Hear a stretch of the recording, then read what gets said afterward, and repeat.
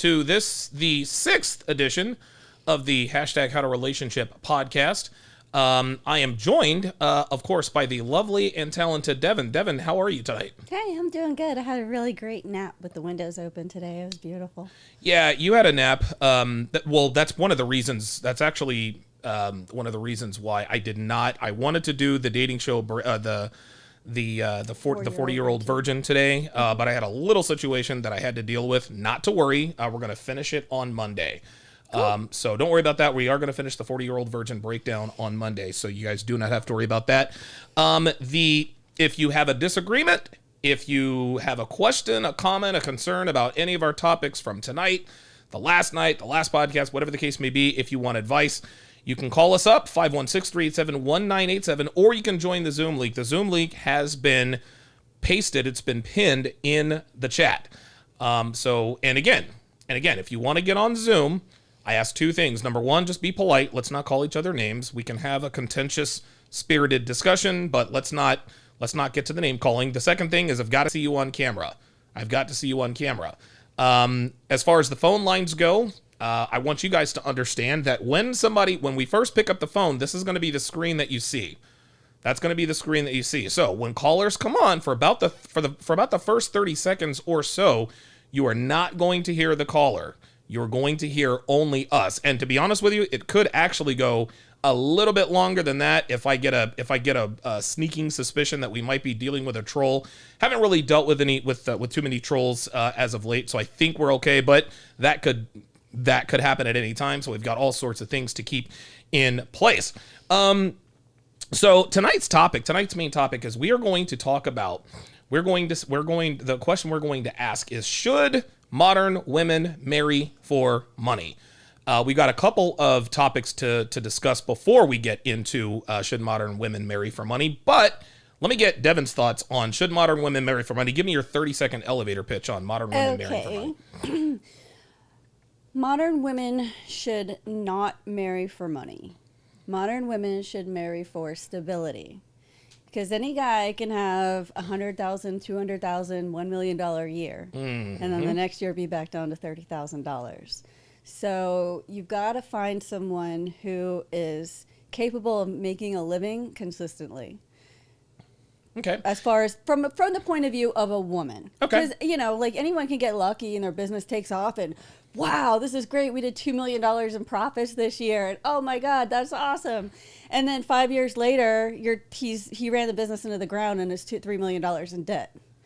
So you've got to find someone who can sustainably make a living. Okay. Throughout the longevity of the relationship or throughout life. No, I'm with you. And you make a good point about the stability. So let's go back to your scenario. Let's just say let's say a guy makes $2 million in 1 year. Mm-hmm. Let's just say he's semi-wise with his money and he blows half of it. He's got $1 million for the next 4 years. That's $250,000 per year for the next 4 years. So think about it. Let's say he makes $2 million profit after taxes, whatever. Mm-hmm. Let's just say he just blows $1 million of it at the casino just because he wanted to. Okay. He's still got $1 million left over for the next 4 years. That's $250,000 plus he's still got profits coming in from his business. Right, but let's just say that now that he's making he's made that $1 million or whatever, she doesn't want to work. So she stays at home, starts a family. Now you're splitting that $1 million or that $250,000 a year for the next 4 years between 3, 4, 5 people. Mm-hmm. It's not going to be enough to sustain a family of 5 within 4 or 5 years. So you're telling me that $2 million is not enough to sustain a family of 5 for 5 years? Well, you said he blew $1 million of it. You're telling me $1 million can't sustain a family of 5 for 4 years? Depends on the lifestyle that they set up. Because if you're blowing $1 million, then obviously you're buying cars, you're buying all kinds of things. Okay. So you're setting the standard high. I got you. So that's what I'm saying. It's just, I think sustainability and stability is just as important as a guy who makes a lot of money. Okay, so Devon, you're right, but you're a woman, you went woman on us. Yes. We'll discuss the economics of all of that. If a man makes $2 million in 1 year, he's going to be all right, okay?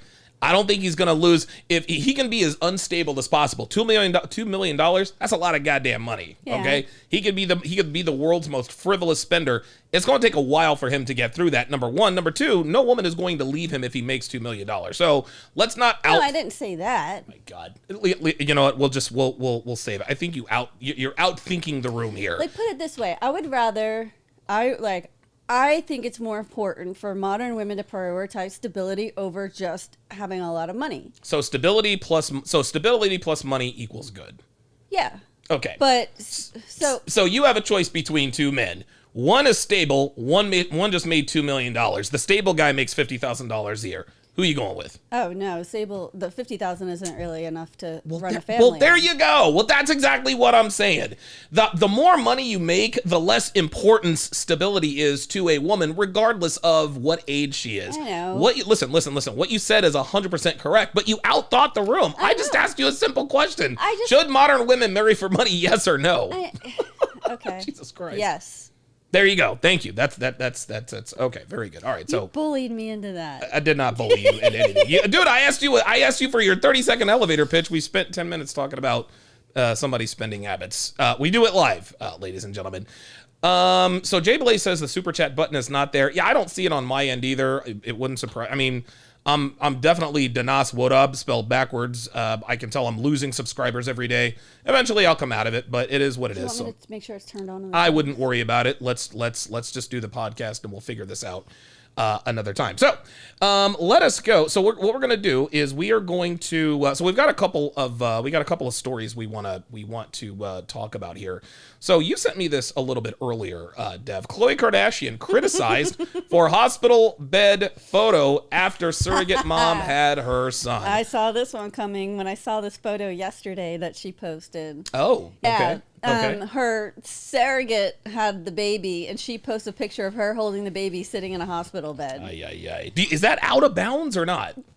I mean, it's pretty disrespectful to the woman who carried, birthed, and whatever. You know, like, first of all, she didn't do anything to be sick. It's almost like stolen valor.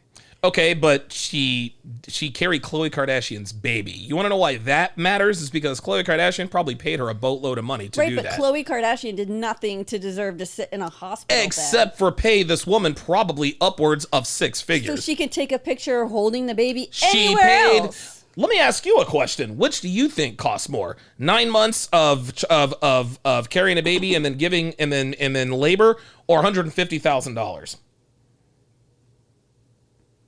Okay, exactly. You can't make that decision because they're incomparable. However, if I'm a woman, and look, I understand what you're saying here. You're a woman, so I guess you would feel this way. And you've never given birth or anything like that, so I guess you can't speak to that. But if I'm a woman, if I'm Khloe Kardashian, and I paid some chick $152,000 to carry my kid, you better believe I'm going to take that picture. Really? I just paid you $150,000 to carry my kid. My kid is, and that's a Kardashian kid. So that kid is going to cost a lot of money, plus what she actually paid to rent someone's womb. And if I'm a woman and I'm paid, let's just say it was $250,000, and I'm a woman and I carry, I don't give a damn if I'm in the picture or not. Hey, take the picture, baby girl. I'm $200,000 richer. No, it's not that she was the surrogate mother was left out of the photo at all. I don't see her in it. No, it's the fact that she took this picture as if she just gave birth to the child. So it's like she's pretending like she didn't do it with a surrogate. Okay, so but we all know she did it with a surrogate. So why does it matter? A lot of people, let's read the story. Maybe a lot of people didn't know. Let's read the story. Let's read the story because this is actually a good discussion. Khloe Kardashian in Yahoo News posed for a photo in a hospital bed looking like a blissed out mom who'd just given birth to a tiny baby boy in her arms, but it was a surrogate mother, not Kardashian, who actually labored to birth the newborn, and critics piled on over a photo that many considered arrogant and insensitive. Let's see who this was written by. It's written by a woman, so that makes sense that it would slant that way. Okay. It's bad enough. Oh my God. What? It's bad enough men trying to erase women. Jesus effing Christ. But when Unbelievable. This is not the point of view that I would take. But Unbelievable. So even though this is women piling on Khloe Kardashian, they had to put in the feminist pork. Anyway, I'm not even going to get into it. It's bad enough, the article continues, men trying to erase women, but when a woman tries to airbrush the birthing mother out of the picture, it makes me feel a bit sick, one critic complained on the mom discussion site Mumsnet. I guess that's in Britain. Renting a womb, commissioning a baby, erasing the surrogate mother, and the realities of her experience, and posing in a hospital bed as if that cost and reality was hers deplorable. Another people can't write. nope. Others complained about Handmaid's Tale vibes, referring to Margaret Atwood's dystopian novel of a future in which remaining fertile women are forced to give birth for women of authoritarian leaders who pretend to be the children's actual mothers. That's a little far. Dude, Let's reach. it's on that dystopian and it's fiction. Right. So, okay, all right, there we are. But several defended Kardashian for taking the time to bond in a hospital bed with her new baby, whose birth was announced early last month. I don't really have a problem with this. I can't carry a pregnancy because of my health. Because of my health. And we were looking into surrogacy. If we had been able to have a child through surrogacy, I'd want to have the same moments every other new mom has. I'd probably take the same picture. Nerdy empath said this. The parents get a room adjacent to the room where the surrogate is giving birth to wait in. They discuss in the newest episode of their show. I guess it'd be like similar to adoption.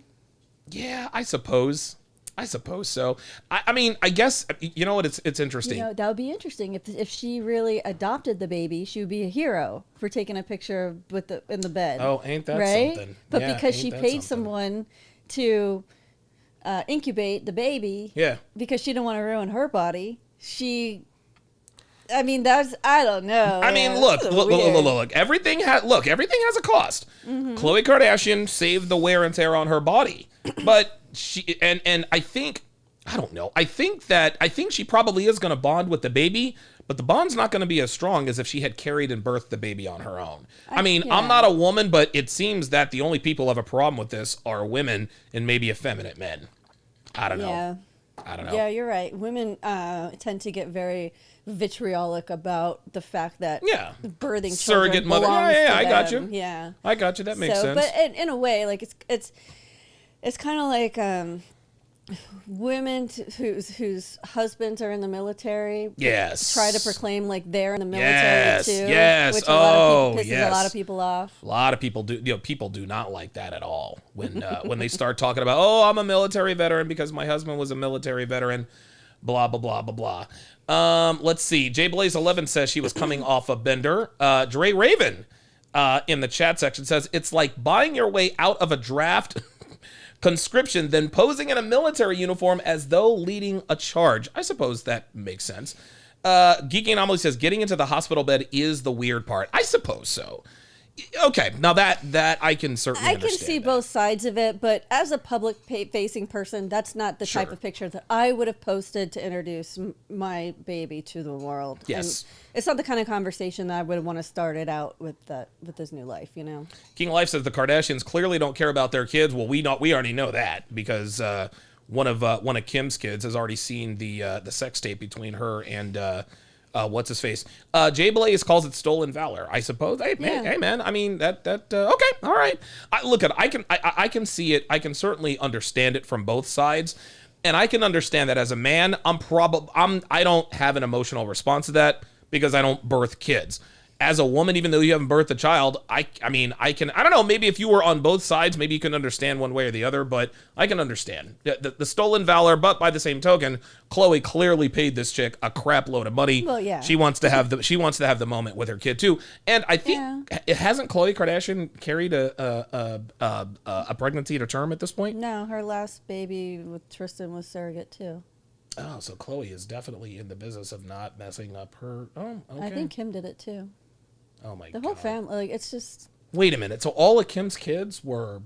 I've never seen a picture of her pregnant. Holy moly. Wow. Can you imagine if all of their kids were. Oh my God. That's the Kardashians for you. That is the Kardashians for you. Let's go to another article you found very, very interesting. Super weird.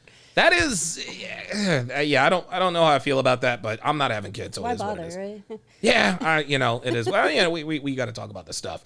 3 skills to help men understand blue pill versus red pill behavior. You can't fake it until you make it. So this, I can't tell if this was written by a woman or not, but this was written on Medium.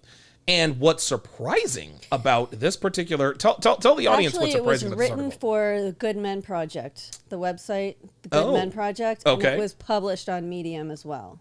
Okay. So it was, and the Good Men Project is definitely a blue pill type. Yeah, it's a blue pill the trying to articles be. there go either way. So Yeah. I wasn't really sure which direction this article would go, but I was pleasantly surprised, to be honest. Okay, very good. Let's go ahead and start it. There's a new hot topic I bet you have heard floating through the dating and relationship airwaves. The topic is red pill versus blue pill theory. So number one, this article is about a decade and a half too late. Yeah. I mean, the whole red pill versus blue pill, that is what my entire empire is built atop.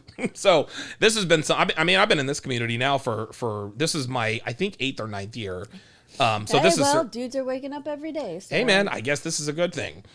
Usually this debate would be a discussion around the choice to stay content with standard practices given to you in life, or the option to have an awakening to see the deep, unsettling layers that could change your views of the world. For heterosexual men, this topic has taken on a whole new meaning. The new debate is the discussion to continue the patterns that cause men to fail in dating and relationship marketing, or challenge your beliefs and understand human nature and apply your understanding to your behaviors in the market. Wow. We have seen this topic blow up, it continues, in popularity and consequentially play out like a game of telephone. The message has been lost in translation and taken into a new context, looking down on female nature rather than purely understanding it. So let's stop right there. So what this article actually is, it actually points out something that's very, very accurate, in that the red pill, a lot of the red pill has been bastardized. It's been co-opted by people who are reckless with it, and they give the community a bad name, et cetera, et cetera. Yeah, just the metaphor of the red pill has been bastardized completely. Yeah. Where it's, when we talk about red pill, we talk about dating and relationships, sexual dynamics, and things like that. And then there's the people who try to politicize, the red pill is really waking up to who's in charge and the conspiracy theories and QAnon and all this other weird stuff. Oh my God, yes. And so for someone to actually acknowledge that, hey, this is red pill, blue pill. Either you understand the way people actually operate in real life versus the narrative, or you just follow the narrative and hope it works out. Yeah, I think, and there are so many. I think there's so many people who have co-opted and bastardized the red pill, especially the Johnny-come-latelys. Like Alex with Playing with Fire. I respect the guy, but he uses such antiquated terms. He's still talking about negging women and the alpha guys I know, and I'm like, dude, like this is the kind of language we used on Return of Kings back in 2014. Right, like the red pill has evolved over time. And he's coming in on the bottom floor thinking that we're talking about what you talked about years ago. Right, it's no longer about PUA. It's about like actually functioning throughout the life of a relationship too. And it's, red pill doesn't just apply to how to get women. It's also how to keep them, how to keep them and keep your sanity. Yep. And also how to keep them and you happy at the same time. And that goes to self-improvement. I think the first person, I want to say, I'll give credit to the first person who really came into the red pill space and started talking about self-improvement was Alpha Male Strategies. He's the guy that figured out, okay, this PUA stuff works, but what happens after you smash her and she wants to come back? What happens if you actually start to catch feelings for this girl? All of a sudden One-itis. one-itis. All of a sudden now your PUA skills don't work in a relationship because you're not just looking for the one night stand. It's more about congruency. Right. Like, why have a relationship when you could just spin plates, bro? Yeah, dude, there's this one dude who wrote in the comments section, and I have nothing against this, but you can tell he's new. Yeah. He says, well, why, knowing what you know about the red pill, why would you ever be in a relationship, exactly what you said, when you can just spin plates? And I wrote a response to him. It's because spinning plates, at some point, you grow out of it. Right. It does get a little bit old. Like sleeping with a new woman never gets old. It's what it takes to get to that point that becomes grueling. And I use this example all the time. Ray Lewis famously said, Sundays you get for free. What you're paying me for are Monday through Saturday, the walkthroughs, the practices, the two-a-days, the film studies, the stretching, the voluntary the voluntary team activities, et cetera, et cetera. Well, ask like Troy Aikman and Tony Romo. Playing the game was awesome. Yes. But sitting in the booth, talking is much more relaxing, just as profitable. That's right. More profitable, actually. And you're not getting hurt. You're not risking breaking a leg, pulling a hamstring, anything like that. So, like you do evolve through life. There's a point to start and, get your feet wet. Yes. Play the game, evolve, coach, or master the game. Right. Yeah, I remember Tony Romo was a lot better than we all thought he would be on TV. He was so much better.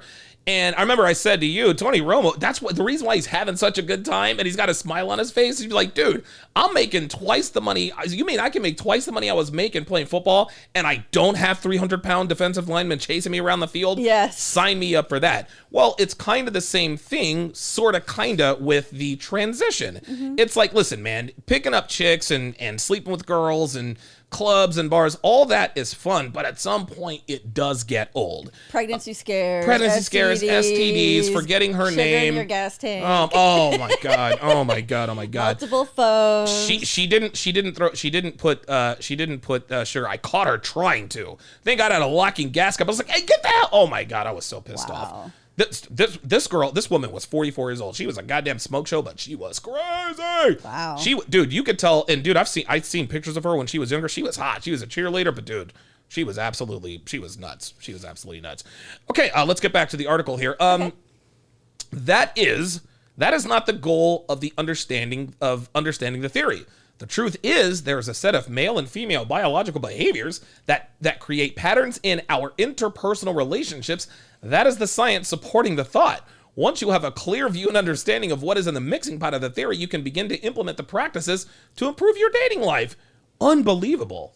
This is what really blew me away. I was like, wait a minute, this sounds like it's pretty accurate now. Yeah, it sounds like somebody did their homework. Yeah, for once, instead of just watching Fresh and Fit clips and oh my God, misogynistic Fresh and Fit. And Fresh is an island boy and Byron's not even black, whatever. It also says, remember, this will teach you the red pill view of dating. If you want the soft, feel-good explanation, don't proceed past the dotted line. And this was put on the Good Man Project and also Medium. Yeah. Medium is almost just like Bold. I get a lot of my articles that I used to break down from Medium. Yeah.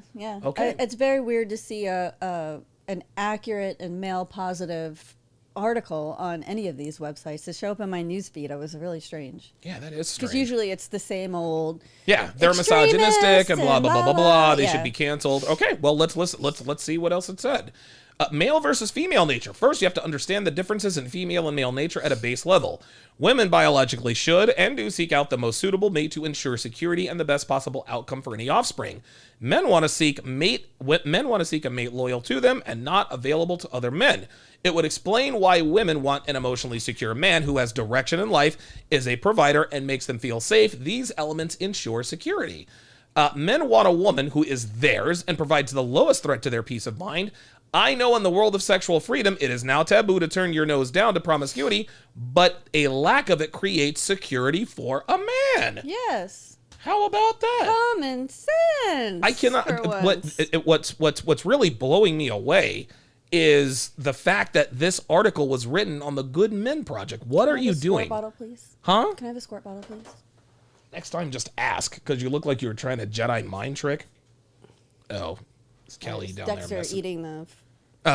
Trying to eat the wires or whatever. Mm-hmm. Yeah, we have some feline saboteurs. Let's continue. This is interesting. This is very interesting. Well, it continues. It can feel like you are playing an unfair game. The average man makes around $40K, while 11.3 of us are in some form of therapy, and a whopping 23% attend the gym. 23% attend the gym. The 11.3, I definitely buy. The whopping 23% who attend the gym, that's probably closer to the first of the year. So I don't know. You think that only 20% of guys actually do gym stuff? This is why gyms are one of the most profitable businesses, because I think it's only like 9% of the total gym membership holders actually use their gym memberships. Whoa. Yeah. Damn. It's I'm in the wrong business. Yeah, you know what I'm saying? I need to open up a women's gym. Dude. I'll have like 4% attendance. They did. It's called Planet Fitness.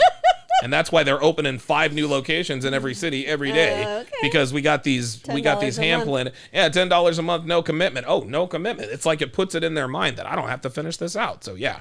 The dating market works like inflation. The article continues, as time goes on and beliefs and expectations of men go up as well. And to be in a red pill mindset is to evolve with the time. This is probably the most accurate depiction of the red pill outside of this community I think I've ever seen. Yeah. This is unbelievable. Becoming the coldest version of yourself. The best, coldest version of yourself? Okay, maybe he wanted to put the best. So, do you ever feel like you were playing an unfair game and are the only one struggling in the dating market? I have to break some news to you. Your only option is to level up. So far, so good. If I told you a restaurant was average, would you go check it out? Likely not. If I told you a movie was okay, would you run to the theater to see it? Probably not. Again, average cannot be unacceptable.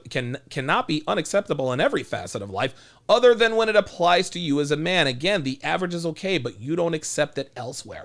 Man, this is, dude, so far so good. Leveling up does not mean being a millionaire with a six-pack to gain women's attention. It does mean showing a level of ambition and taking care of your health, whether that be mental or physical. Yes, agree or disagree? I Wow. totally agree. Yeah. The mental part. Talk to the audience. Talk to the men out there who are new to this community about the importance of mental strength, because there are a lot of people who are in great shape, who make a lot of money, who are very mentally fragile. Yeah, there's nothing more unattractive than a mentally fragile man. And what's a mentally fragile man? What does he look and sound like? Okay. Let's see.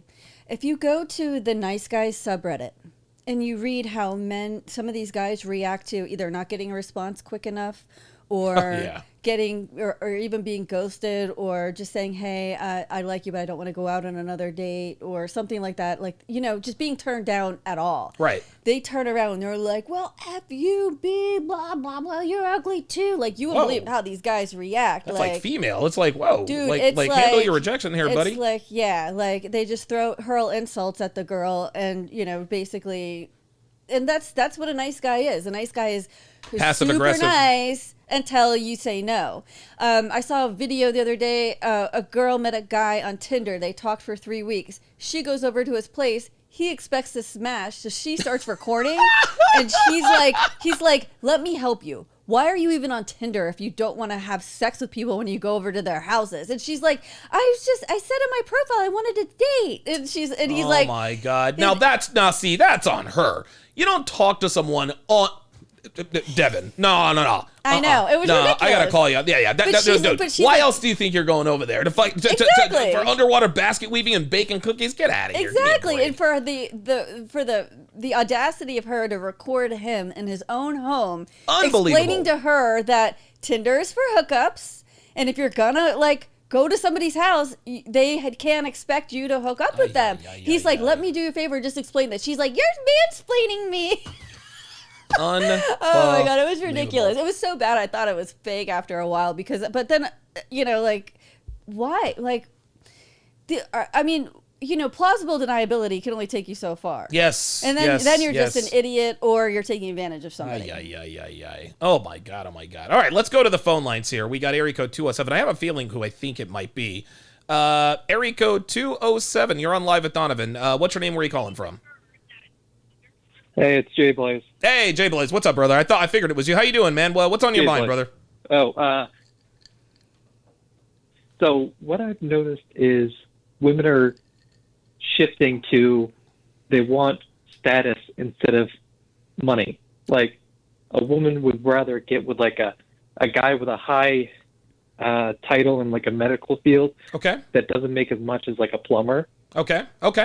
So what are your thoughts on that? Like, that's actually for Devon to answer. So let me just make sure I'm understanding your question here, Jay Blaze. So I think what he is asking is, I know what he's asking. Okay. Well, I just want to make sure I frame it for the audience. So what Jay Blaze is asking is what he is saying is that women would rather have the status over the title. So in other words, and let me just make sure I'm understanding this correctly. Women would rather date a CEO who makes $100,000 a year just for statistical purposes than a plumber who makes $250,000 a year. Is that what you're saying, Jay Blaze? Yeah, they'd rather have the guy with the 4-year degree than a guy with a trade degree. Oh, 4-year versus be in trade the degree. debt. Yeah. Okay, what are your thoughts It on all that? comes down to like a social status and how things sound. Okay. So if I'm meeting someone and they go, "What does your husband do for a living?" and you say, "Oh, he's a plumber," or "He's an electrician," it doesn't sound quite as good as, "Oh, he's an assistant anesthesiologist." Okay. Or he is, he's an assistant in a vet lab, or something that just says, "Oh, like my husband's educated versus my husband works hard." It's putting on airs is all it is. Wow. And it's just trying to make it look like, wow, I really got someone who has is so smart, that's how he makes his living is with his mind, when really, our world is built by men who work with their hands. That's interesting. And not only that, plumbers and electricians are some of the smartest guys out there. Yes, they are. They gotta be. Dude, carpenters. Oh my God, all those guys are math and geometry experts. Yeah. Jay Blaze, is this almost like a debate between like white collar versus blue collar? Because we have a lot of women out here who don't want to date blue collar guys. Is that for that reason that you're talking about? Yeah, I believe this is a continuing trend because right now you have Walmart who is offering over 6 figures for truck drivers because they're 80% in the whole of truck drivers. And even in my state of Maine, you only have 200 to 300 master plumbers, and all of them are like in their 50s. Oh, wow. Which is concerning. I'll tell you what, this goes back to my earlier statement that if modern women were really smart, I would rather take an electrician or a plumber over a CEO who's going to lose his job next week because stocks crash. Yeah, right. Because the shareholders want him out, or he's stooping one of their wives, or something. Yeah, or they need a more diverse leadership group or something like that. That makes perfect sense. Yeah. So and not only that, you're never going to run out of a need for blue collar workers. No, never. So either between supply chain, I mean, if anything, the pandemic taught us that. So, while everyone else is sitting at home twiddling their thumbs on Zoom, you've got people that are actually out here making the world go round. Yeah. And those are the people who really didn't suffer as much financial loss. They did suffer some, but it wasn't as big of an impact as a lot of the people who are into like hair cutting or cashiers. The gig economy. Oh, okay. Yeah. I think the gig economy took off, but that's just a matter of necessity. That's not a really a career choice. Nobody in school saying when I grow up I want to be an Uber driver. I want to be an Instacart. I want to be DoorDash. Yeah. Nobody's. I mean, during the pandemic, I had some girl come to the door. She had a necklace on with like all these tags. She had a Shipt, Instacart, DoorDash, Grubhub, there you go. Uber Eats. She had that's every hustle, single man. one on her thing, and that's just all she did all day long. And it usually pays the same day. Too, yeah, so right. So she's making that money. To me, that's a pretty good life to live, man. I mean, if that's really what you want to do. You put up with a lot of BS, though. Really, like what? Because we're fortunate enough not to have to do that. I mean, we put up with BS. Gig economy workers? Yeah. Oh, they get screwed over all the time. Really? Oh yeah. Like someone will place an order. And then like 100, like say it's like 20 items, right? $100 worth of stuff, right? And they'll say, okay, on this order, I'm going to give a 20% tip. So, so you get a $20 tip. Cool. I'm going to grab that job. I'm going to go do it. I'm going to get my $20. Okay. After you deliver it, they can change the tip. Oh, wow. So next thing you know, you end up with a $2 tip, or worse. Jesus Christ. Or some people say that they never got their food. And so even though you don't get paid for that order, even though it's not coming out of your pocket, you're still out of that 30 minutes, 40 minutes of your time that it took to go pick stuff up and drop it off. Gas and all that, yeah. Yeah. So gig economy. Listen, man, gig economy workers, call in, man. Call in or jump in the Zoom link. The link has been pinned in the chat. Tell us your gig economy horror stories if you ever have did work in the gig economy. I didn't realize. They're not protected workers whatsoever. Well, Like, how can you the protect customer them? is always right. I mean, but how can you protect them? You know what I mean? There's so many. I mean, at least pay them for their time that they're on the clock and doing work. At least a minimum wage, even if, Okay, well, things don't work out. That's a discussion for another time. But how do you know that they're on the clock? I mean, they could just be driving around bullshit, right? Well, I mean, they track, like, when you when you say you're going to grab an order and, like, notified, okay, you're picking up the order, you're on the way to order. They're tracking every time you pick up a job. They that could be a discussion. Exactly. Okay, all right. Look, that's a discussion for another day and time, possibly tonight. Gig economy workers, give us a call, man. Tell us about your gig economy story nightmares. Let's get back to our article here. Again, back to a female's desire for oh, wait, actually, you know what I was going to do is I was going to ask you this. Okay. Is this white collar, blue collar thing, do you think it's an age specific deal? Because a lot of young girls these days, and I think Jay Blaze, oh wait, I don't know how old he is. He sounds young. But listen, we all watch Fresh and Fit. You and I, we've been on Fresh and Fit several times. We see most of the girls on there are in their 20s. Those girls would much rather date a CEO or an anesthesiologist or a doctor, an account executive of some sort. Right. Than a plumber or an electrician who even owns the business. Is this age specific or is this generation specific? Yeah, it's definitely a level of maturity, I think, involved there. Okay. And you'll notice that if a woman is a single mother, all of a sudden those blue collar workers start looking a lot. Real talk. And then women realize, like, oh wait, a lot of these blue collar workers are part of a union. They get pensions. That's right. Like all disability, all of this stuff. Oh wait, maybe it's not such a bad thing, right? Yeah, man.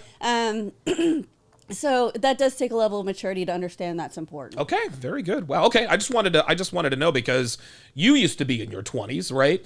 But you married a guy when you were in your 20s. You married a guy who was in your field. But I mean, to be quite honest with you, man, your ex-husband, and I think this is why you're so critical of my graphics because he is mega talented.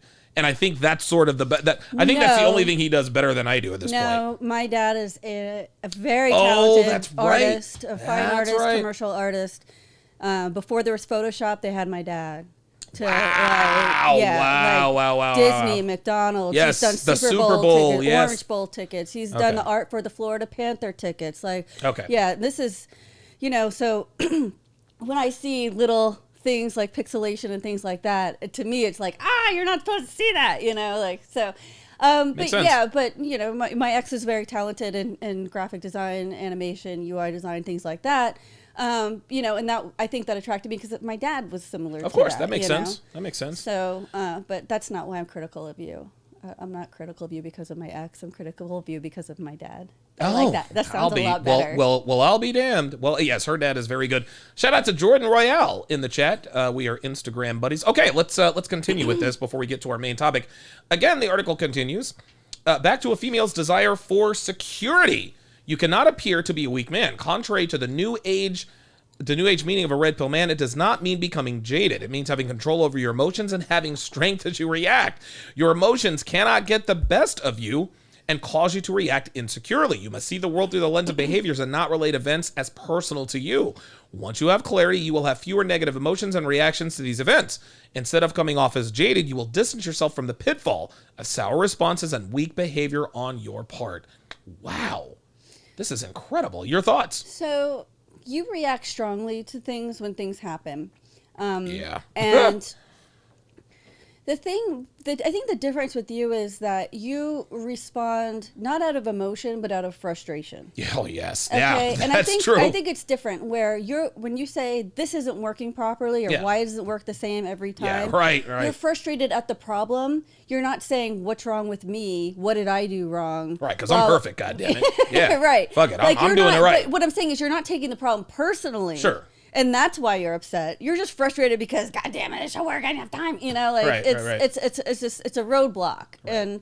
And and something that you've got to go around. So And this explains a bunch of destroyed keyboards and mice and all that good stuff. which didn't usually help the problem, but you felt better. So Not really. I was, I felt better, but the pocket didn't. That's interesting. I didn't. And I've reacted emotionally to certain situations. But you're right. When I'm angry at something, 9 times out of 10, it's frustration over something having to do with equipment or whatever the case may be. Yeah, so that makes sense.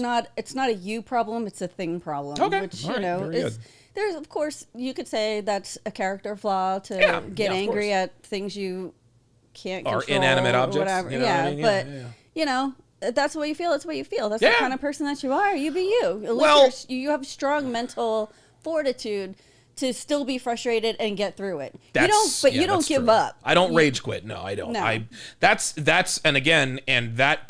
a strength, but it can also be a flaw, because that's the reason why I'm up in my studio for so long. All right, I'm going to be done at 7:15. I swear. I run into a problem. I cannot let it go until it's fixed. Yeah.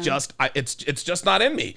If something is amiss, if something is wrong, I gotta work at it until it's fixed. That's just all there is to it. So I don't know. I've learned the hard way to not offer to help. What happens when you offer to help? Nothing good.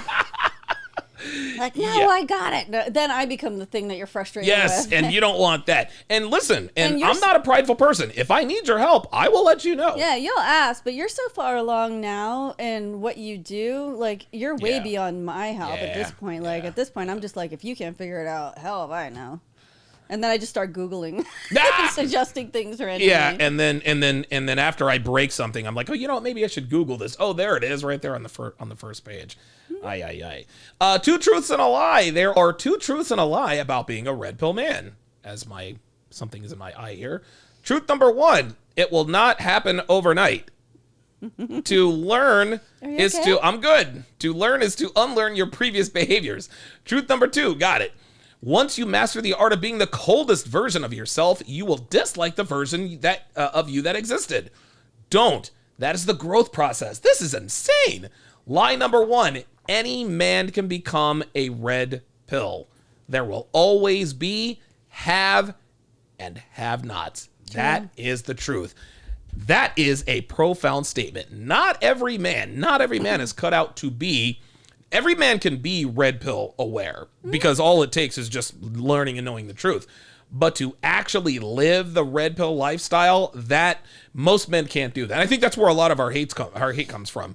Agree or disagree that the red pill while most men can be red pill aware, most men can't live the red pill life. I agree. I agree. A lot of people become red pill aware, and then they rage quit, you know? Yeah, right. Or they either think they can't do it, or they think that knowing the truth doesn't help them deal with the truth. Right. Oh my God. Yes. So a lot of men, and I think that's where a lot of the lower level MGTOW guys, the black pill guys, they know and understand the truth.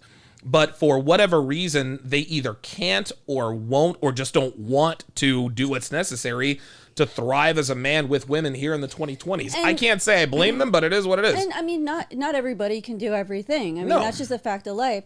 But, you know, there are some guys that still consume this content, that really enjoy it, that know it through and through, but know themselves that they're never going to be, you know, pulling chicks on the strip and spinning plates and doing all this stuff. But they're hoping that in the relationships that they do, you know, form and throughout life, that this stuff will help them keep those people, understand, and help keep them from getting got.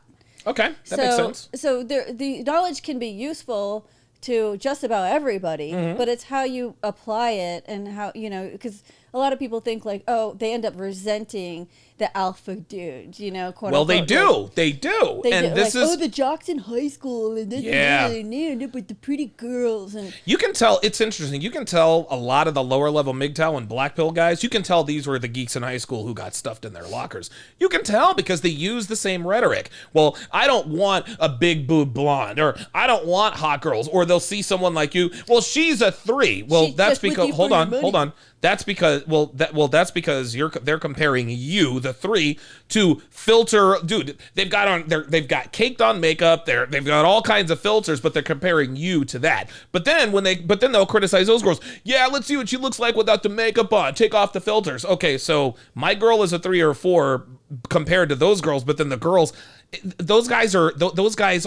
It's like they're angry at the world, and I can't blame them. Yeah, you can't. I mean, it's just, and you can't help those people. Like we can try, but you can't help those people. I believe that's where 95% of the hate and the criticism comes from, is from guys who understand the truth. They just don't want to accept it, man. It's tough. It really, really is. Yeah, it's like and the red pill rage and things that guys kind of go through, especially when they first find all this stuff. Yeah. I mean, women go through a lot of the same type of things when they find the red pill.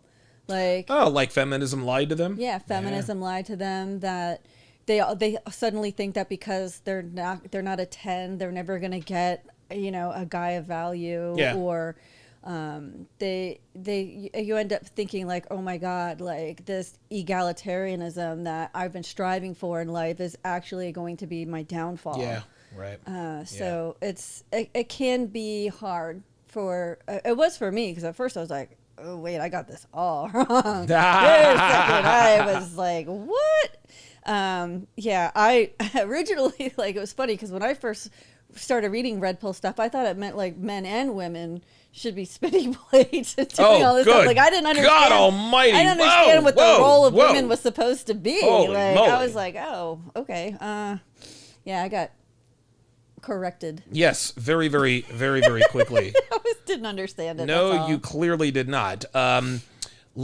So you do believe that, and I agree with you. I think that the red pill life is not for every man. I don't think it's for most men. But you can't, just because you're not living the 100% red pill life, or being a red pill alpha, or whatever we want to call it these days, doesn't mean that, consuming this content can't improve your life in some way, shape, or form. Dude. Because let's face it, there are a lot of men who have it going on in other places of life, and then finding the red pill helps them to sort of polish that one section that was a little bit off. Fine-tune things. Yeah, there you go. That's exactly right. Yeah, because you're never going to be 100 like great at everything. No. But all you really need is to be good at just a few things. Yeah, and man. Like, not everybody can be Andrew fucking Tate, man. The only other person that can be Andrew Tate is Tristan Tate. That's it. Yeah, I don't know. Yeah, it is what it is. All right, let's finish this article up before we get to the main topic here. It takes a growth mindset to become a red pill man, and everyone does not have that in them. That does not mean you do not have it in you. Becoming a red pill man has nothing to do with disrespecting women. Wow. It has everything to do with respecting female nature and positioning yourself to respond accordingly. Dude, I'd like to know who wrote this, because whoever wrote this has to be from our community, right? Yeah, I think so. This is probably the most accurate. Now, there are more accurate descriptions of this community in this community, but I think this is the most accurate article I've ever read outside of this community that talks about this community. Yeah. Wow. Yeah. The conclusion is, you cannot become a red pill man without assessing the mistakes you have made, past and present.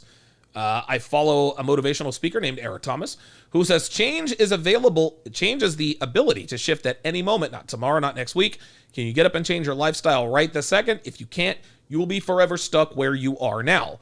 Also, I don't know that I agree with that 100%, but I understand the concept there. You reserve the right to change your mind at any time. There you go. That's exactly right.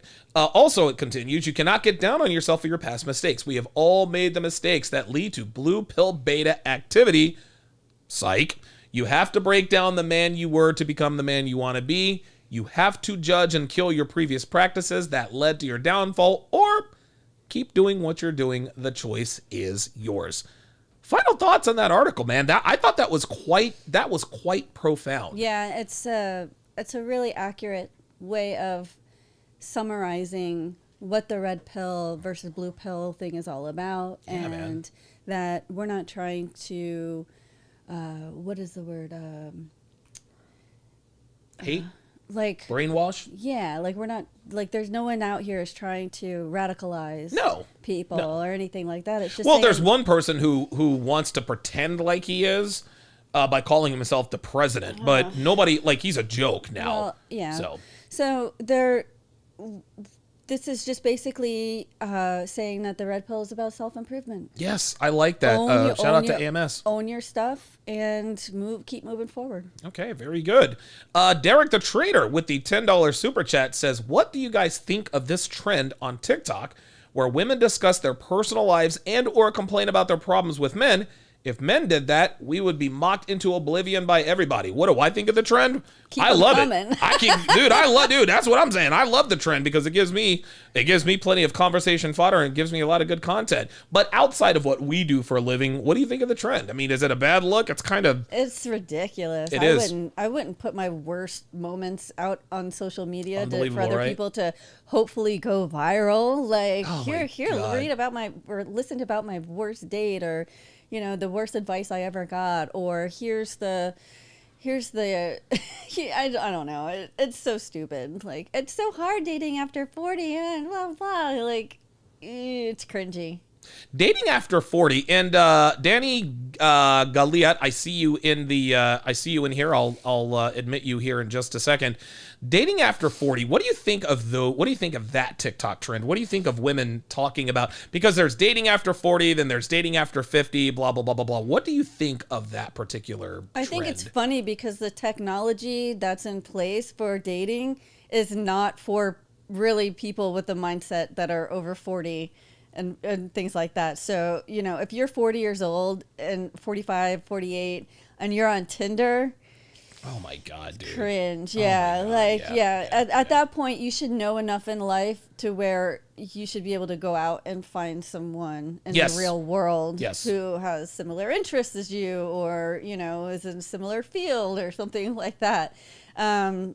It's like, these women are just basically saying, like, hey, I've made a lot of mistakes, and here I'm making more of them. Okay. So isn't that fun?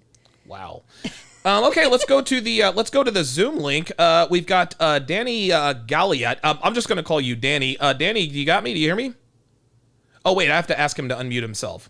Hold on, I'm not as good at this as Kevin Samuels. There we go. All right, go ahead.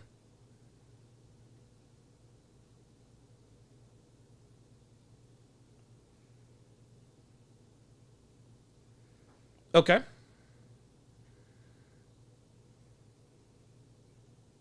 America, and when I came to America, I had to learn the language and different thing that I find out is fascinating. I appear to know them through you guys in the internet world.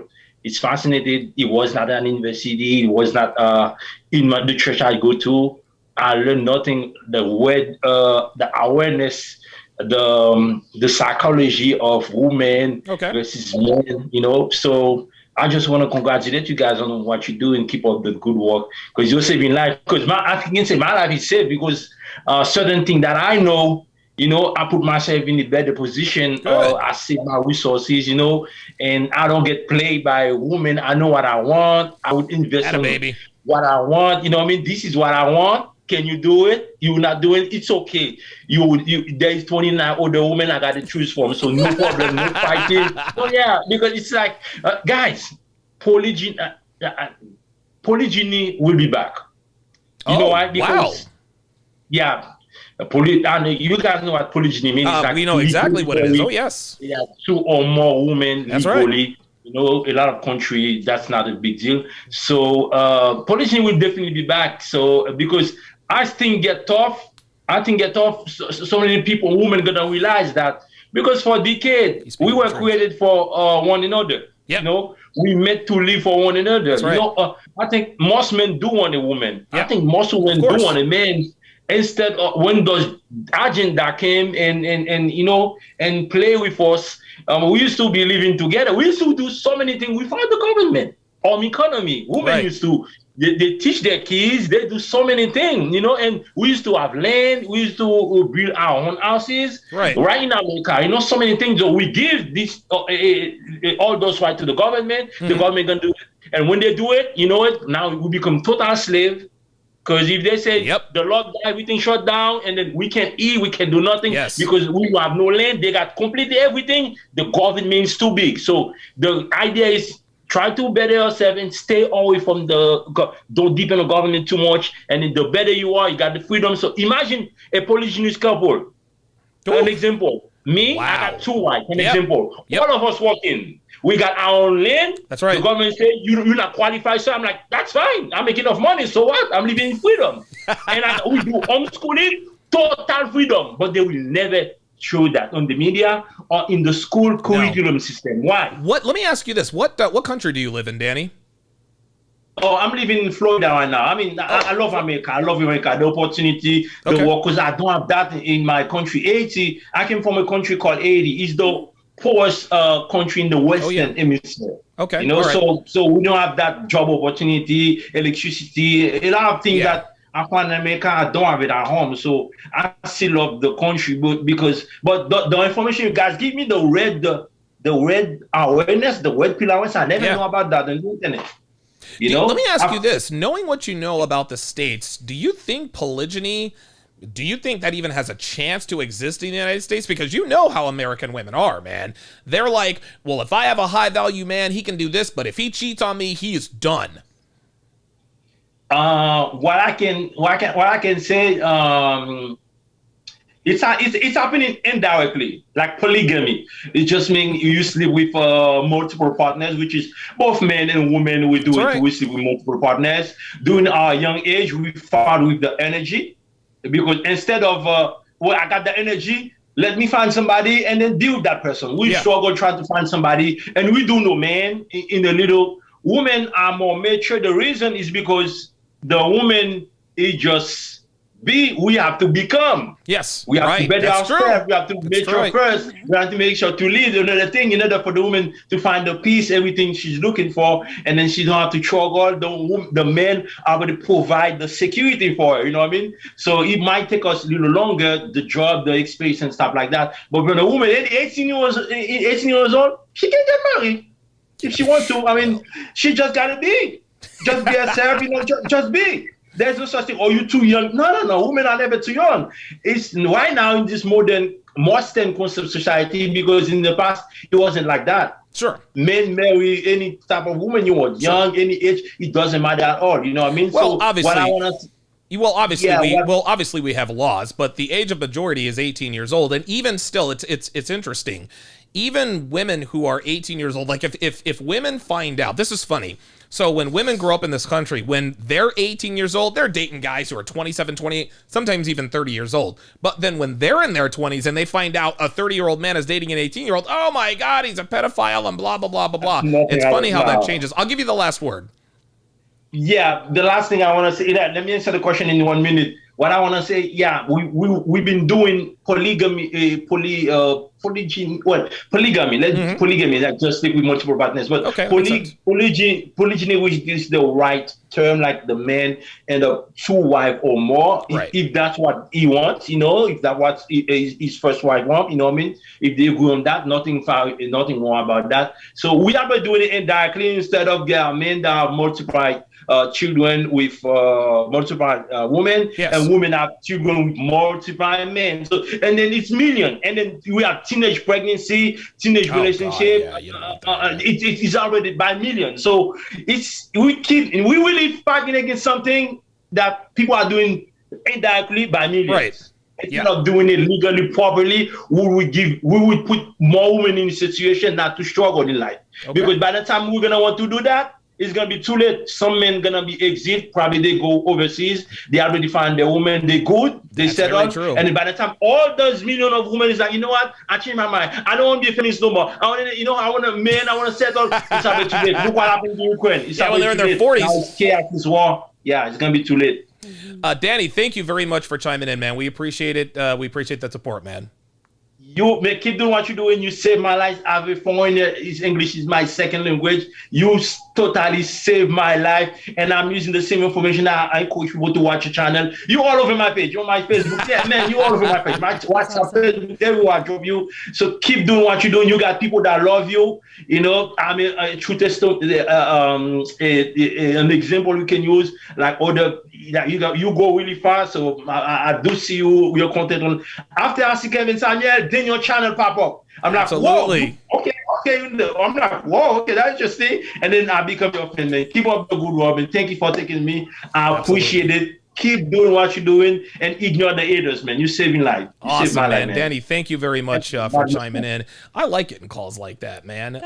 It's very, very, it's cool when people, it's cool when we actually get people who, call in and say, hey, man, keep doing what you're doing.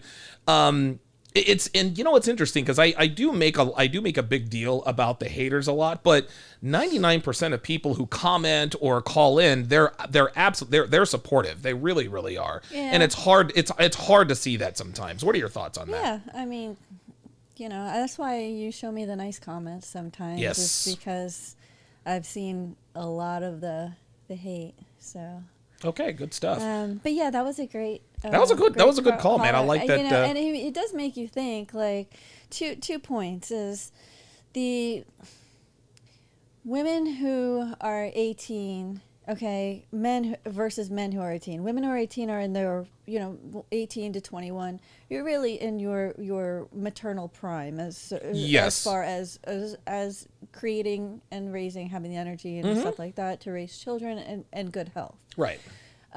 However, men don't know anything at 18 years old. Oh my God, we don't know So jack. if she wants to pick a mate who can support the progeny of the family, she needs to find someone who actually has it together. Yes, So he's going to be probably between the ages of 30, 35, maybe 40. I don't know if I think for men at the age of 40, they know whether they want to have a family or not. So yeah, that's true. So and women, you have to know because but hell, you don't have much time, do you? So I think that is one of the reasons why. It's not because men are perverted and want young girls, no, or because they can control them or whatever. It's the fact that they have the ability to provide stability and keep a roof over their head and take care of the family, and she's basically, she's a blank slate is what that is, man. Not only that, she's also in her prime to produce healthy children. Imagine that. So, you talk all the time about how your mother was always like, I'm so glad I have 5 healthy kids blah, blah, blah. And we never knew why, but now we know. Yeah, but she also had all you guys, between the ages of 18 and 23. 23. Yeah. I'm sorry, 18 and 24. Yeah. She had me at 18. She had had me at 18, had my sister at 20, had my brother and sister at 21, and had my youngest brother at 24. That's a busy womb. That was a busy womb. Yes, it was. But, with your father being in the military, and they were basically in a position where they could grow the family that they wanted and be taken care of. Yep. And they weren't going, even though things were tight at times, they weren't homeless, No, we were in the military. Exactly. Yeah. So that was a very, I don't know if it was a conscious decision of theirs at the time, or if it's just, oops, we did it again. Well, they were young. Well, they were young and horny. So yeah, probably not conscious, but that's the way birth is. But if you look at the difference, like with my mother had had her first at 17, and then had me when she was 21, widowed at 21, remarried when I was 6, and today is their 40th wedding anniversary. Oh, wow. 40 years. Yeah. And congratulations, Mom and Dad. That's pretty awesome. Mr. and Mrs. Devon. 40 years. 40 years. God. And so, but because she was older, she was in her 30s by the time, they were married and ready to, they were trying for more kids, in this relationship. They didn't try right away, but eventually he wanted children of his own. Sure, of course. And he got them. It did not come easy. It did not come easy. And I didn't even realize I was a kid. You don't know when your mom has miscarriages and stuff, you don't know why your mom's sad all the time. You know what I mean? Right. So, but it was difficult. And then with my last brother, my mom was like 32, 33, I think. And even he was premature. Wow. A few months premature. Yeah, and he grew to be 6'4". I see, Jordan, I see you in the queue. I'll get to you in just a second. But it was scary because even just, when you're in your 30s, it's even lower 30s, the risk goes way up. Of course. So, yeah. Okay. I can understand why that would be. That and the reason why polygyny polygamy. probably won't be legal in the United States is due to tax reasons. Okay.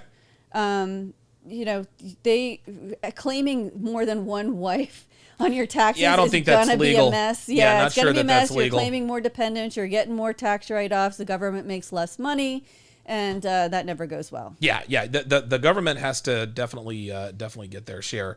Let's see. We've got Jordan. Okay, so we've got Jordan Royale on the line, but looks like he's having some issues with his audio. As soon as I see that come up, I'll give you the green light. Let's go to our last article while we wait for Jordan. This is a very, very interesting article that you picked up. And this is our main topic of conversation. So, should modern women marry for money? So you sent me this article that was published on BuzzFeed. People who married for money are sharing what it's actually like, and it's not what I expected at all. I think let's just go. Okay, so I can hear Jordan now. So before we go to this, let's go to Jordan Royale. So Jordan, what's going on, man? How you doing?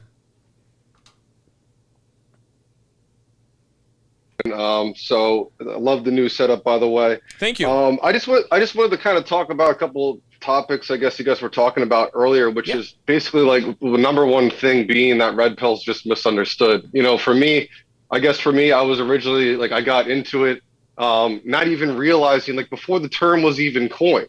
Yes. Right. Just basically burned left and right, realizing that I can't put my emotions on the table. I can't allow myself, certain roles to switch or reverse. You know what I mean? Like, let me, this one night, she did this, let me do the dishes tonight. Like, you know what I mean? That's, yeah. It sounds silly. Like, how could you be, misogyny, whatever you want to say. But I'm just trying to, just trying to say that, you have to kind of understand where your roles are a man and what her roles are as a woman. And if you kind of flip flop, there's sorts of confusion, arguments, problems in your relationship overall. But I want to say, like for me, so I think, a lot of people, it's like, red pill. Oh, well, you must be an incel. Yeah. It's like, right. No, that's, it's like, for me, I originally got into it because I didn't even know that, I didn't even know that was a thing. I was into it before it was a term. Right. And I think, and another thing that's very important, like, I guess, to me is I'm always fascinated about learning more about women, like our relationship dynamics. It's a never ending, there's no end zone. No, you know what none. I mean? It's not like running the mile and you pass the finish line. Right. You know what I mean? It is a constant learning process. Yes. Yeah. So, I wanted to see what your guys' thoughts on that. I mean, maybe that was how it was for you too, Donovan. Like, you were red pill before maybe the term was coined. I mean, that's kind of how it was for me. And then it's like, wow, I found this audience and people can relate. And, that's how it was for them. So I kind of wanted to try.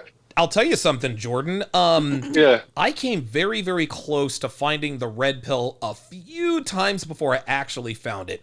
I remember back, I want to say in 2007 or 2008, I bought a book by Tariq Nasheed called, something, I forgot what the title was, but it was like the Holy Book of Game.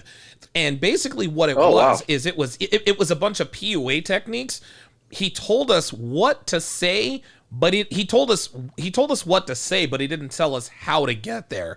So for example, I remember one of his examples was, if you're sitting there with your girl and she says, let's go out to dinner.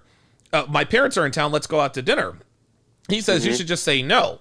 And when she says, why not? I just don't feel like going right now. And that was profound to me, because I was like, wow, actually telling a woman no, and she's not going to leave you. But he left out a lot. He left out all of the getting there part. And that's I hate that. And a lot of gurus do that. It's like, just invest or do. And it's like, dude, like, it's just so, but basic. Like Gary Vee, right? Huge fan of the guy, but it's just so basic, linear info that you can't do anything with. Wow. Dude, Jordan, you use the term that I've been searching for years. It's that linear info. And it's almost like they say, okay, let's say you're in a situation with all the gurus, bro. That's all the time. Gurus that do and it's like, let's say you're on a date with a girl and she does XYZ. You should do ABC. Well, wait a minute, slow down. And that's what a lot of the PUAs do. Yes. The PUAs that sell you this, ebook or whatever, and there's no finish line. No, there's no finish line. They just want to keep the cash cow going. I'm going to get you there, but then pull back and then get you to sign up for the next course or whatever. Not only that, Jordan, they don't tell you how it is you got the data in the first place. A lot of their advice is so. But you're saying is this was even before there was master courses or online courses. You read it in the book. He was already bait and switching you, dude. Wow, it's unbelievable. They always put you in a situation. Okay, so let's just say your girlfriend does X, Y, or Z. And most guys are like, well, wait a minute, I don't even have a girlfriend. How do I get a girlfriend? Then they buy the next book or course. Well, here's how to get a girlfriend, and it's just PUA techniques. So you so you get good at that, and you have sex with the girl, but then she wants to come over the next day. What do you do? Like, they don't tell you what to do the day after. They don't tell you what you have to become in order to be good with women. They just drop you into these scenarios with these women and say, hey, here's what to do if you get here. How do I get there? Here's something else I want to say, too. Maybe you can agree with or not agree. But a lot of the PUAs, a lot of the receipts are from like 10, 12 years ago. Hey, here's my receipt of how I got this girl. If you do this, and it's like, dude, that was 10 fucking years ago. Yeah, like, excuse me, I sorry, I didn't mean to curse on your channel. No, I'm like, dude, that was 10 years ago. And like, how the hell is that? You know what I mean? Like, and they're applying that and being like, see, and then after this, and then boom, it happened. Yeah, okay, so that's how you. And it's like, dude, come on. And then Jordan, you have guys who, then you have guys down in Brazil who are telling guys, oh, I've smashed 1,400 Yeah, don't even get me started. I went down the rabbit hole of the Brazil, but then there's so many different things with that. There's guys talking about what just regular living in Brazil. And then there's the other side of living in Brazil, you know. Yeah, right. Whatever. But I have, anyways, you know, we could go on forever. But I have one more thing I want to talk to you about, which is, you know, Andrew Tate. So my thing is here. I said this to a couple people who are, you know, into him, or you know, they like him, and most guys, you know, agree with, generally speaking, most of his you know, most of his what he embodies, right? Yes. The beliefs he embodies. So I look at it like this. What I've noticed, like, what I've noticed is if anything gains too much attraction, and like, it could be anything in the news at all, right? If there's too much negative like outcries, they silence that person. But here's what happens, and this is what we've seen time and time again, is they'll be like, oh, you know, this actor canceled, or this, you know, whatever it is, it's canceled. But then it's usually celebrity, but it's canceled. And then usually it'll be, you know, 3-4 months later, and then it's like, okay, because it's like their way of controlling the masses. Yes. Right? Because if everybody's speaking up and like, I can't stand this, I don't like Andrew Tate, well, misogyny, I can't, no, you know, and it's like most women that hate him don't even know what he's about. Of course not. But anyways, that's besides the point. But if he got canceled, right, and since right now he got canceled, I know Fresh and Fit were over there with Tristan and whatever. Yeah, they were in Romania. But since he just got canceled, my thing is, do you think that we may see that in 3 months to 4 months from now, after everybody's forgot about him, well, nobody really forgot about him, but we're talking about the media headlines, the blue media, right? Yeah. When the blue media stopped paying it, like, because their blue media canceled him essentially, or that's what they, you know, quote, end quote. So what I'm trying to say is, once all that bad media goes away, because it'll be new things. So they'll be talking about monkeypox next, and then they'll be talking about, you know, now some new COVID strain, because you know COVID that's 24, right? Yeah, exactly. And then so the time has come back and people forgot about it. Do you think that he will be given? Usually this is what happens. Their platforms just magically, you know, are up and running again, back enabled. And then boom, there they go. They just continue. Like, a lot happens to a lot of YouTubers. Yeah. It's happened to a lot of celebrities that came back, and it's like, I thought he got canceled. Well, apparently not, because I think it's a way that they just, you know, like, it's not, I think that's exactly what happens. Yeah. It's a way for them to wait till people forget about the person, and then they bring it back. So my thing is, that being said, because of how controversial Andrew Tate was, you know, because he is monumental for us in the Red Pill. Of course. And the Manosphere. Do you think that he will be given that shot in 3 to 4 years, that he may wake up one morning and boom, everything's, you know, back on. Next day, YouTube's back on. Third day, you know, do you think that could happen? Do you think that's possible? Or do you think that it's just not going to happen at all? You know, it's weird. That's what I want to end you on. Okay, very good. Yeah, you know, Andrew Tate is a very unique. Andrew Tate is the embodiment of everything red pill completely maxed out. I mean, dude, he is everything. He's a 4-time kickboxer. And we're all, and that's the thing that I hate about Manosphere. People is just like they argue, and it's like I hate this person. It's like, dude, we're a family at the end of the day. Yep. And Andrew Tate took it that far that we were able to get canceled. He made it mainstream. This is what people have been saying. Coach Greg Adams has said that. I'm sure you've said that. I'm sure Kevin Samuels has said that at some point. That is the point of mainstream, to the point that everybody knows who Andrew Tate is. Even if they don't like him, women hate him. We got there, so we have to take it and embrace it. But I don't mean to cut you off. No, that's okay. Andrew Tate is the final boss. As far as that's a good way to put it. Yeah. He is it. He is the embodiment of it. He's a multimillionaire. He's run businesses.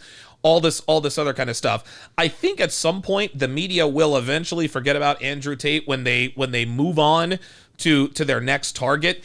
Andrew, the thing is I don't know that Andrew Tate cares. I think I definitely think he wants to help. He's doing people, Rumble now. I haven't really kept up on. I just watched a couple of the interviews, like the Tucker Carlson interview and the other one. But that's right. I gotta watch that. The Tucker Carlson interview was on fire, man. Yeah, dude, very good. I've heard it. I've heard it was, but I really have to watch it. But the short answer to your question is, I think Andrew Tate will be back, but it's gonna be a while. It's not gonna be 3 or 4 months. It'll probably be a good year and a half before. You think now here's the thing. Okay. Well, here's the thing. By the time the quote unquote blue media is quote unquote ready for Andrew Tate to come back, he might not want to come back. He might just be like, hey, you know what? I'm a zillionaire now. I'll make appearances on other people's channels and this and that and the third. But when it comes down to it, he might not care. So the short answer to your question is yes. I think at some point Tate will be back. It might not be in the way that we think he will be back or whatever, I guess, right? Is that what you mean? I'm thinking next year. I'm thinking next year, probably around the springtime, because right now he's the new hot topic. Oh, he's canceled, blah, blah, blah, and he's blah, the new thing to hate or concentrate on, correct? Yeah. Yep. There's going to be there's going to be a new boogeyman, and of course the election cycle is coming back around. So I think Andrew Tate will be back. I would say probably next spring.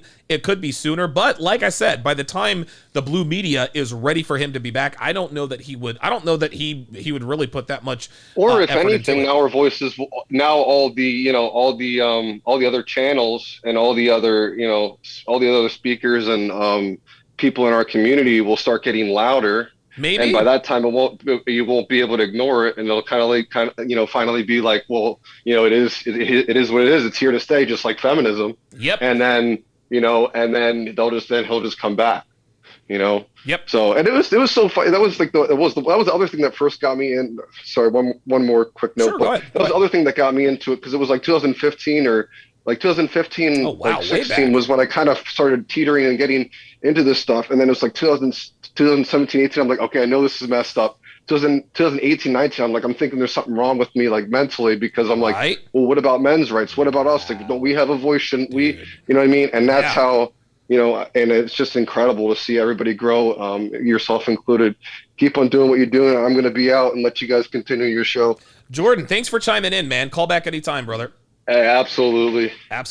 Jordan Royal or Jordan Royale? Royale, okay. Gotcha. Very good. Okay, thanks for chiming in. Yeah, so what are your thoughts on that? Dev, Andrew Tate, is he coming back or not? I don't talk about him. I just asked you a question, and I would appreciate an answer. All right. I think that they've tried to clown him into oblivion. Okay.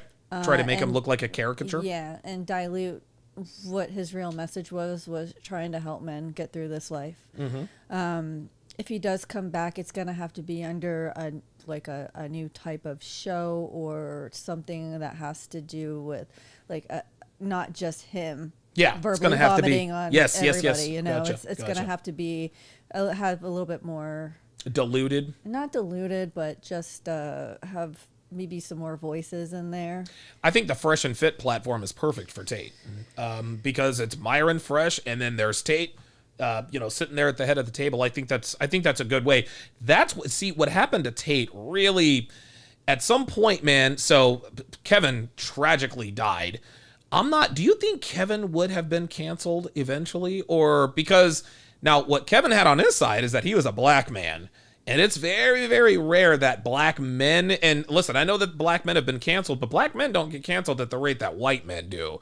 And so, and Kevin was an advocate for the black community. The black community did not, for the most part, did not like Kevin Samuels, but guess what? He became a star for a reason. Yeah, enough of them did to where they gave him props at the BET Awards after he died posthumously. I don't think he would have been canceled. If he had been canceled, he would have been canceled well earlier in his career. That's true. Okay. What about Myron? Unless he said something completely off the wall, like, you know, I mean, Myron and Fresh are more along the lines of like what the Man Show used to be. Okay. You know, there's an audience for it. I don't think they'll get canceled. Clearly. Yeah, I don't think they'll get canceled. You don't think so? Nah. Just because they have so many women on their show. That's true. How can they be hating women? Like they're 90% of the content, you know. Yeah, so, that's very, very true. Okay. And not only that, their talking points are reiterated to the point where we know where this is going. We know where they stand, and they do not hate women. They say it all the time. Exactly. Yeah. So, you know, it's almost like, you know, Andrew has a lot of those flash talking points that just sound terrible out of context. Like what? I don't know. But you see it in the headlines all the time. Like, he'll say something that sounds terrible if you just listen to that one little part of it. Certain women, if they women should be trained like dogs or something, you know, like you take it out of context, it's going to sound terrible. Right. And it, you know, it's just people who hate people will just basically just try to clown them into oblivion. That's really all I got. That's what they tried to. The joke is on them because, like I said, Andrew Tate is up to his eyeballs in women. He drives a Bugatti. Look at what happened to Kevin after he passed away. People still tried to tarnish his name, clown him, clown him in death. You know, he wasn't so great. He, you know, he died alone. Blah blah blah. Face down, ass up, like they were clowning him on another. Yeah, that was ridiculous. So people will try to take their piece one way or another, but I mean, on the message, I think on the whole, I think the message still survives. Team Peterson says Tate is half black. You know, it's interesting. Yes, Andrew Tate is half black. His father was black. His mother was white. The world sees him as a white man. Even though he is mixed, even though he is biracial, depending on your skin hue, and Andrew has more white features than dark. Listen, I'm not subtracting any ethnicity from him, but perception to the world is reality. And one of the main reasons why I believe that Andrew Tate was canceled is because the world sees him as a white man. You know, this white guy is this misogynist, and he said this and said that. Now, I'm sure if Andrew Tate were maybe my skin tone, maybe Andrew Tate would not have taken off like he did. That's just the way of the world. When black men talk about certain things like this, the only people that really come after us are black men. Or black women. Kevin was black, and dude, 90% of his audience was black, but he was about to be a worldwide megastar. Okay, let's go ahead and finish out this article about marrying for money. So this article is a compilation of stories that people told about themselves or people they knew who married for money. A lot, and we have to understand that most of these stories come from women. Women lie. They don't tell the whole truth. They only tell the bits. They only tell the bits that don't. Yeah, they only tell the bits that don't make them look terrible. So story number 1: I was 25, had just quit a job, and had $200 to my name. He was 35, a hedge fund manager whose dad was a successful executive, aka millionaire. Fairy tale romance. Quickie wedding 10 years later. It's a completely mixed bag. He never wanted to have an us life. He never wanted to share anything. She continues, he still goes to the grocery store to buy his own snacks. After I go, I ask what he wants. He won't jointly file taxes with me. And the most annoying thing is that because he's always had money, he makes all the decisions on a whim. Want to go to Las Vegas for the weekend? It was exciting in the beginning, but 10 years later, I guess I wanted a more pragmatic and equal relationship. Bitch, you don't get to have an equal relationship when he's got all the fucking money. What are your thoughts on that? There's cap in that all day long. How in the world can he file... So you mean to tell me this guy files, you're legally married to him, quickie wedding, and he files taxes non-jointly? How does that happen? I don't think you can you? I don't think you can either. Yeah, this is cap. What are your thoughts on this? What is she filing taxes for? She doesn't make any money. She got $200 to her name. So. Oh, this reminds me of like a Pretty Woman kind of story. Ooh. But she did have $200 to her name, and she had just quit a job. Oh my God, we go on all these vacations, but he never asked my opinion before we go. This bitch, unbelievable. This chick she's been married for 10 years now. She's taken this for granted. Her posh lifestyle is taken for granted. He never wanted an us life. He never wanted to share anything, but he's taking you to Vegas with him, isn't he? Yeah, he's taking you on trips, isn't he? Care of you. It's not like she's living in the outhouse. Like, come on, dude. Like, cry me a river. I swear to God, women. Let's see. Here's another one. Did I marry him for his money? Yes, absolutely. However, it turns out he's an incredibly loving husband and a wonderful father. I was absolutely the a-hole in this situation. He's not conventionally attractive and he's not particularly funny or charismatic. However, he's an incredibly supportive human who I would not have given a chance if he didn't have money. What are your thoughts here? Wow, that's pretty profound for her to admit that. It's profound and it's honest. She kept it real. Look, the guy's not the best looking guy in the world. I gave him a shot because he has money. And surprise, surprise, he's actually a good dude. Yeah, that's probably the case more often than not, too. You think so?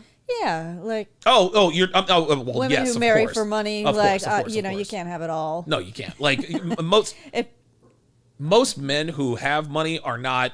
They don't look like Chris Evans or Chris Hemsworth or Idris Elba. That's just how it is. So good for her. She figured out that he was a good guy. Okay, very good. Let's read a couple more here. Stop it, Chester. Stop. What the hell is he barking at? I don't know. Probably barking at something on TV. Wait. I don't know what the hell's doing. I had everything I needed growing up, but a lot of importance was put on money. My dad lived below the poverty line, but I was with my mom who put me through college with no loans, took me traveling all over the world, but also made fun of my expensive taste. Money was a big part of the reason I got married, and while I'm not blameless, my husband has turned out to be an entitled, narcissistic a-hole. We've both been unfaithful, but I haven't had to check my bank account, she says, before buying anything I want for years. I've gotten to drive luxury cars, given his money to charity, and helped out friends. It's just too good. Yes, I'm aware I'm a POS, and for half the strangers who see the size of the diamond on my hand, I can see them judging me as materialistic. Your thoughts? That's probably the most common case there is of people marrying for money. Mm-hmm. Is they enjoy the spoils of the spoils of the labor? What is it? It's the spoils of wealth. Yes. Oh yeah, it's never going to be perfect, and the fact that they've both been unfaithful, I think, is pretty funny. Because she's probably both been unfaithful because he's out there making money, and she's just bored. What are some of the that's very interesting. Everything has a cost. I've said this all the time. Everything has a cost, including marrying for money. If you're and look. The same goes for men and women. If you're going to marry for looks and looks alone, you're going to have to understand that in this day and age, the better looking a woman is, the less useful she's going to be. Yeah. The better looking a woman is, the more difficult it is going to be to tame her, especially if she knows she has options. Well, it's the same with women marrying for money. If you marry a man specific just for money, you got to understand. And she called him a narcissist. No, the guy is confident and he knows his value. Yeah. And he treats her as such. He doesn't take his shit from her because he's like, bitch, I could replace you in a minute with a bitch half your age. Yeah. Oh my God, you're a narcissist. What are some of the pros and cons as a woman marrying with money? Start with the pros. Marrying for money. What are some of the pros? I can only guess. Like? Not having to work. Okay. Not having to stress about finances. Mm-hmm. Not having to check your bank account when you want to buy something. Yeah. Not necessarily having to struggle with things like, hey, if you don't have time to clean the house, have a housekeeper come do it. There you go.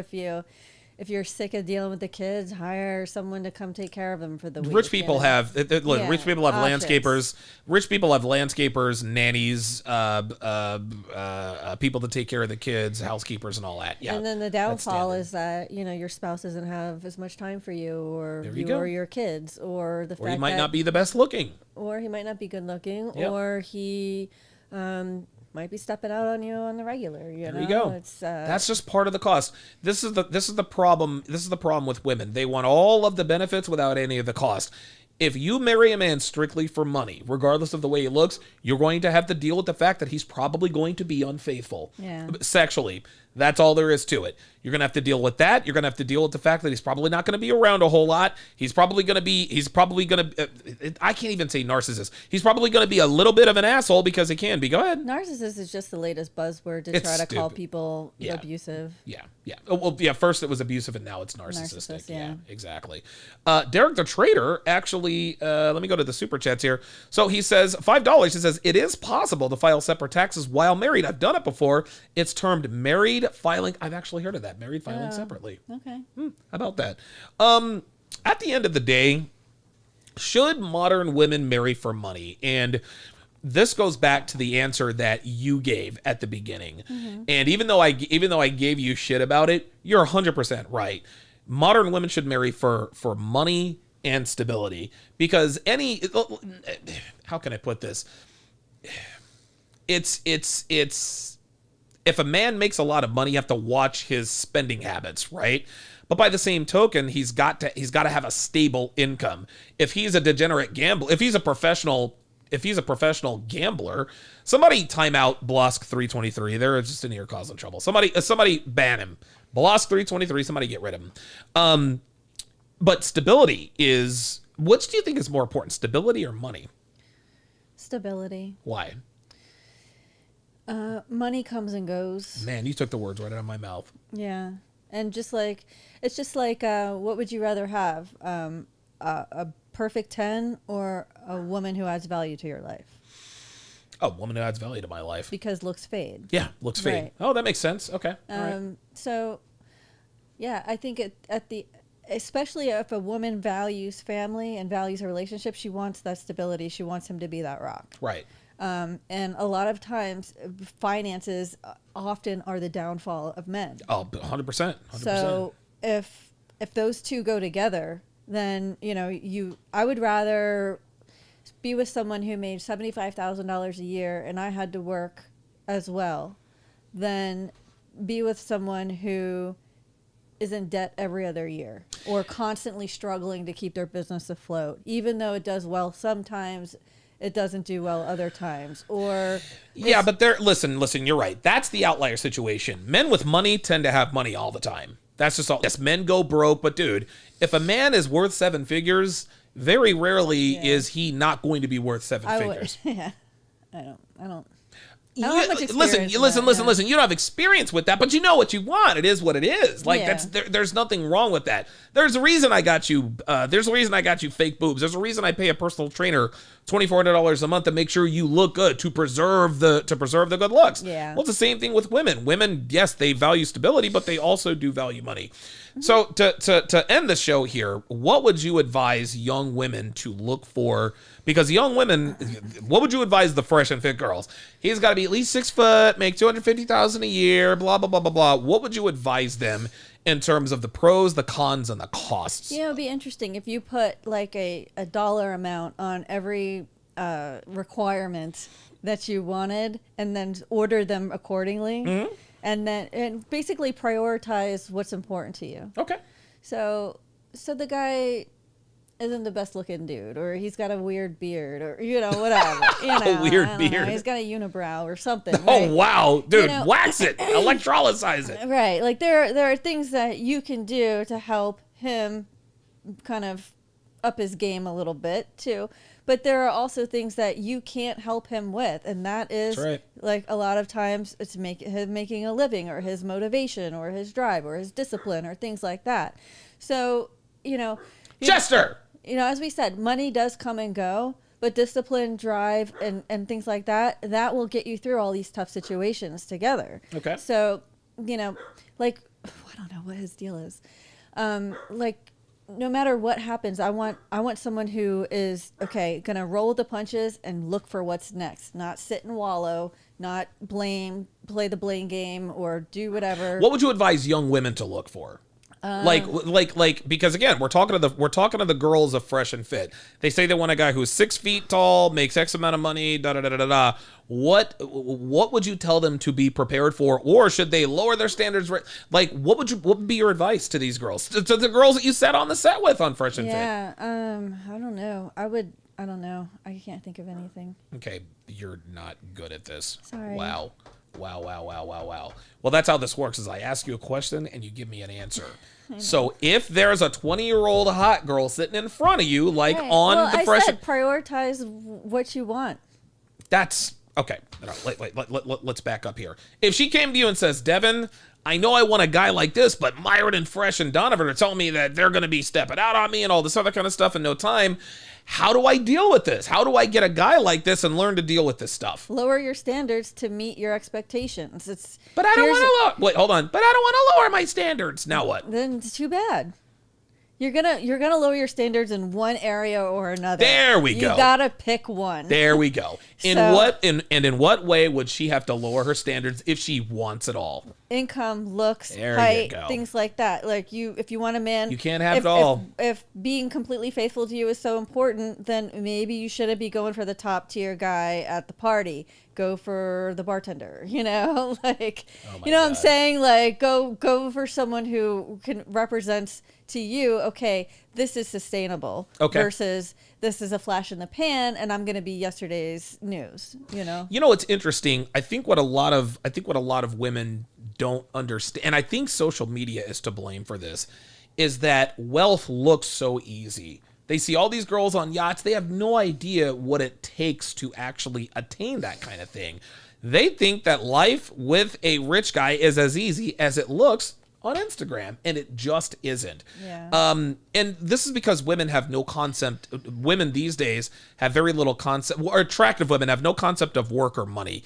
They take a man's money for granted, which is why they think that most guys make a lot of money. Yeah, that's ridiculous. Like that girl who wanted a Birkin bag as if it was nothing. Those are like $10,000 oh my purses. God, dude! Like, I could buy a vehicle with that. Yeah, what are we doing? So yeah, I it's funny because the girls who value money really have less and less to offer. Yes. Because guys who recognize a woman knows the value of a dollar and can take it far and respect the value of a dollar will therefore respect his time more. There you go. Respect his energy more and therefore respect him more.